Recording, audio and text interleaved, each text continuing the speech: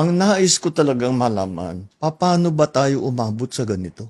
Paano nga ba? Hindi nga Bakit na- maging ganitong ka-massive yung corruption?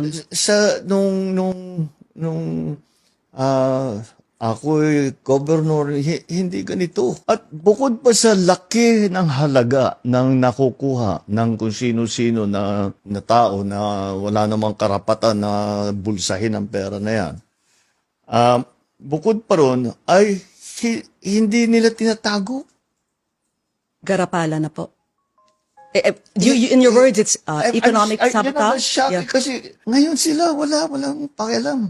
But how did it become that way? I- Why? This is what I why really. so brazen? How did we evolve? How did the system evolve?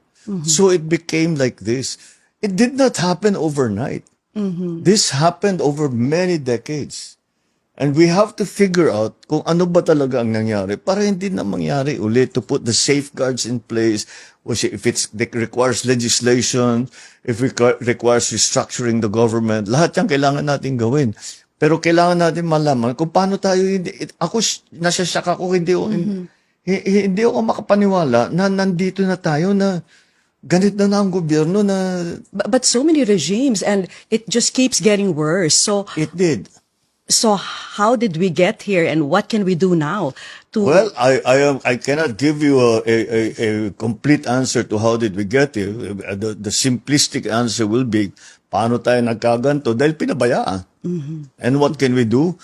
What we can do is to find out how this happened, who are the people that are involved, make them answerable for their wrongdoing, and fix the structure so this is not allowable. Okay. That's the word that I think that it became allowable. Okay lang. Yes, Hindi it was problema yan. Hindi krimen yan. Sige lang. it was normalized. Yeah, it It's was normal. people have come to accept this, no? Yes, yeah. But to the level na 30% na lang yung naiiwan sa mga proyekto, astounding yun. That's the part that talagang hindi ako makatulog pag iniisip ko. Paano tayo nagkaganto? That's why we're really looking forward to this independent body which you will be forming. Yes. And we're just wondering, how powerful will this body be? Will they be able to even investigate the Congress people, the Senate? They will have the subpoena authority powers. to investigate anything and anyone. Otherwise, then what they will have, they sasabihin, may sacred cow na naman, o may pinoproteksyonan dahil kasama sa politika, whatever. Pagka nangyari yun, wala rin kabuluhan yung kanilang investigasyon.